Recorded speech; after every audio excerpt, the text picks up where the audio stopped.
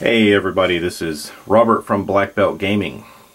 I think I'm about ready now to begin my solo playthrough of this Mansions of Madness Call of the Wild expansion. Well, that took a while. This game came with a lot of tiles and tokens and figures and cards and all kinds of goodies like that. So that's what I've been doing, trying to get ready for my first attempt at playing Mansions of Madness. Well, many of you have wondered what I look like. This is a selfie I took of myself as I was trying to figure all this out alone up here late last night. I'm just kidding, that's one of the cards in the game. I've got the game set up here and I'm attempting to play through, let's see, just cracking open the book here. It is story number 5, and it is called A Matter of Trust. And this is a keeperless game. There's no keeper, and it can be played solo.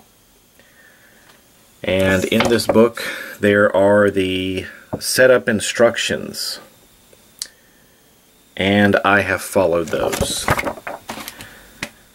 Now,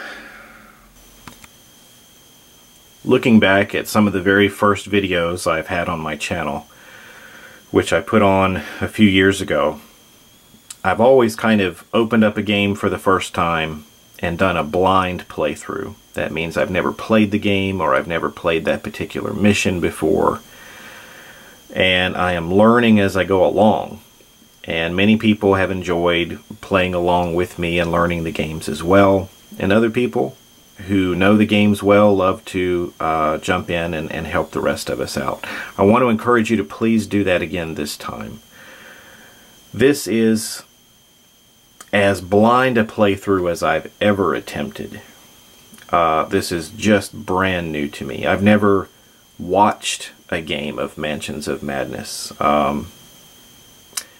It's just completely new. So even doing this setup was quite a chore because I wasn't sure which cards needed to go where and which decks they were in, so I've kind of made it difficult for myself jumping into not only the base game but jumping in right away to this expansion with its variant. But this was one that could definitely, by the book, be played solo, and that's what I want to try. So I've got it set up, which I think is correct. There's all of these, what are they, exploration cards all over the board, and I think I have a basic idea of what I need to do. This particular mission, this is the objective here, and I have to go through the event cards. And I think I just need to survive. So if I can make it through the game, then I'll be good to go. If I die, then I lose the game. That's it. So pretty simple there. Anyway, let's get started, and we'll probably start off a little slow. Please help me if I start to mess anything up right here at the beginning. I just need to start to get a feel for how this thing flows. So let's get ready for turn number 1, or round number 1. Here in the book we have the story so far.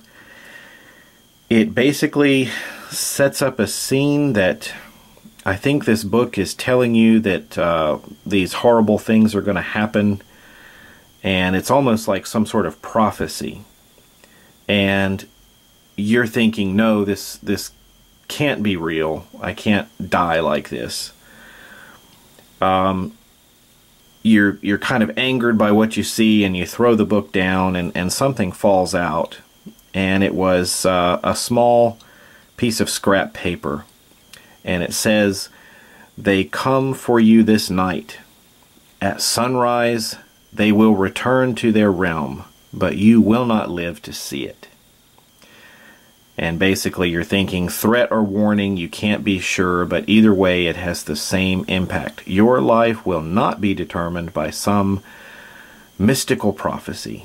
You have free will, and you will yourself to survive. So we've just got to make it through the event deck, and that's the setup. I really didn't know which investigator to choose, so kind of being out in the wilderness like this alone, I kind of chose this drifter looking guy, Ashcan Pete. Seemed to have a kind of an even spread, not quite even, but a pretty decent amount of health and sanity. 4 skill points. I think these are the skill point tokens. If I understand that right, if I'm making some kind of check, I can spend a token to add my, what was it, luck? Which is 3 to that particular check. I chose the struggling musician, which allows me to start the game with this guitar. I think it can be used maybe once as a melee weapon. And then this other ability, False Trail, which might help me run away, which I'll probably be doing the whole game. But let me know if I've screwed that up. I think I've got that right. Well, right here on the edge of the table, you can see my fancy new little dice tower. Got a vampire face on it. I think I'm only going to need a D10. But that's what I'll be using. Here are some of the other cards. We already looked at the objective card. These are, I can't remember exactly. Well, these are trauma cards that I was supposed to choose and put into a pile. These are some obviously negative effects, probably mental illnesses and such related to sanity loss or something. Here is the event deck. I think at the end of each of my rounds, I'm supposed to take and resolve one of these cards. And I'm not sure exactly how many rounds we're talking about. Maybe 11? 1, 2, 3, 4, 5, 6, 7, 8, 9, 10, 11. About 11 rounds if I can make it. I wasn't sure about this. I think these are the combat cards. But these are the ones from the expansion, and I didn't know if I should just use these or should I mix these with the ones from the base game. So if anybody knows, give me a clue. I'm not exactly sure. Right now I'm just planning to use the ones from the expansion because it looks like there's enough. But that's about it. So I am up here. I think this is the starting area, and it did give you some tips for this scenario. I think it said it was recommended that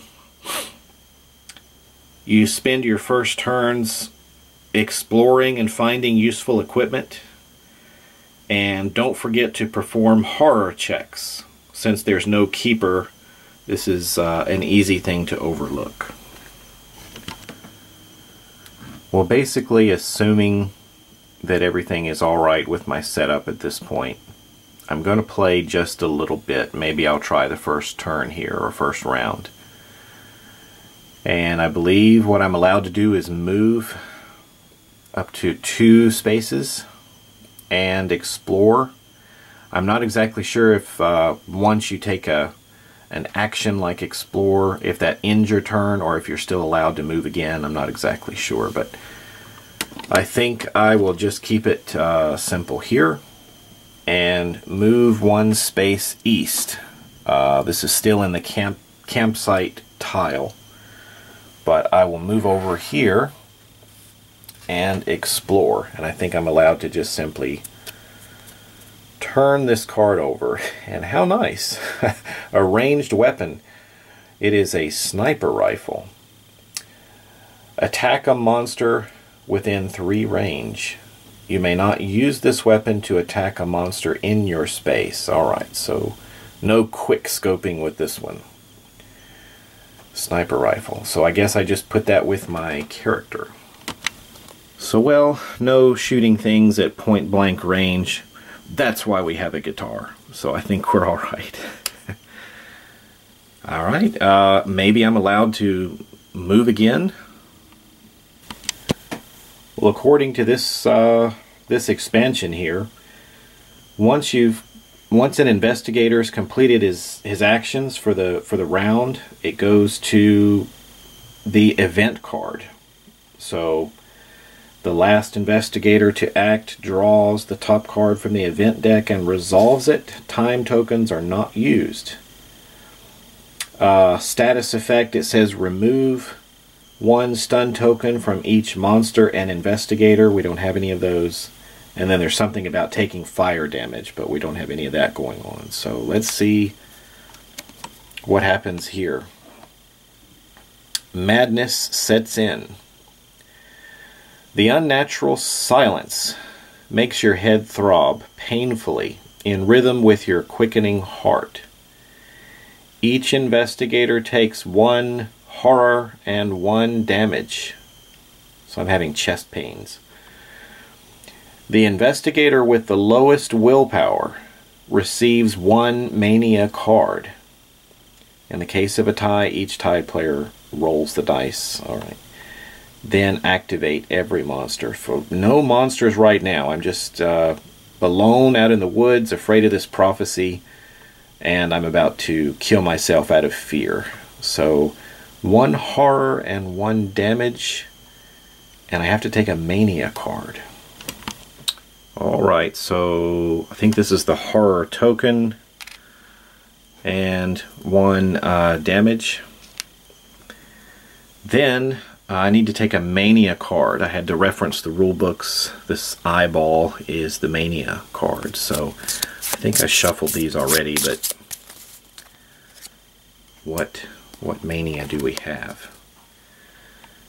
Megalomania. I'm invincible. See? It doesn't hurt. Not even a little. Reflex. Not exactly sure what that is, but deal 1 damage and 1 horror to any investigator in your room, including yourself. So I may have just added another point of damage and another point of horror.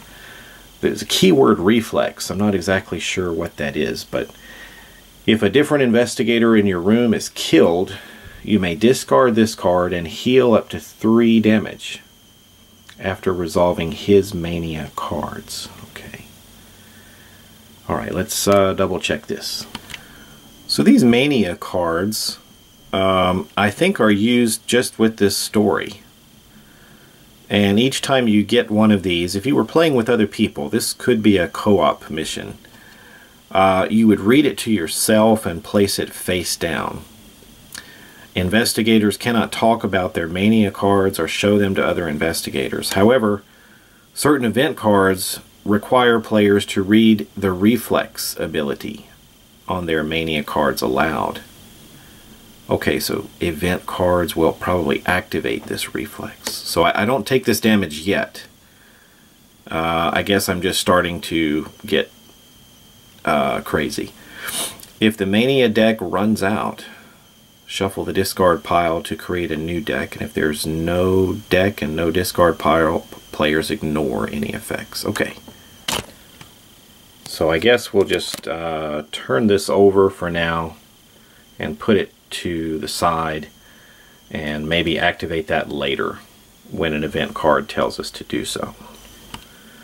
Well, I guess that'll do it for Ashcan Pete here for round 1.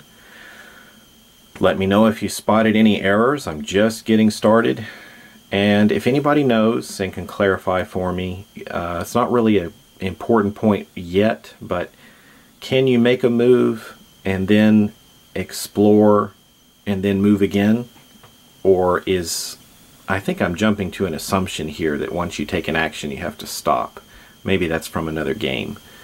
But anyway, any clarification on that would be great. Thanks for watching, everybody, and I'll bring up round 2 as soon as I can.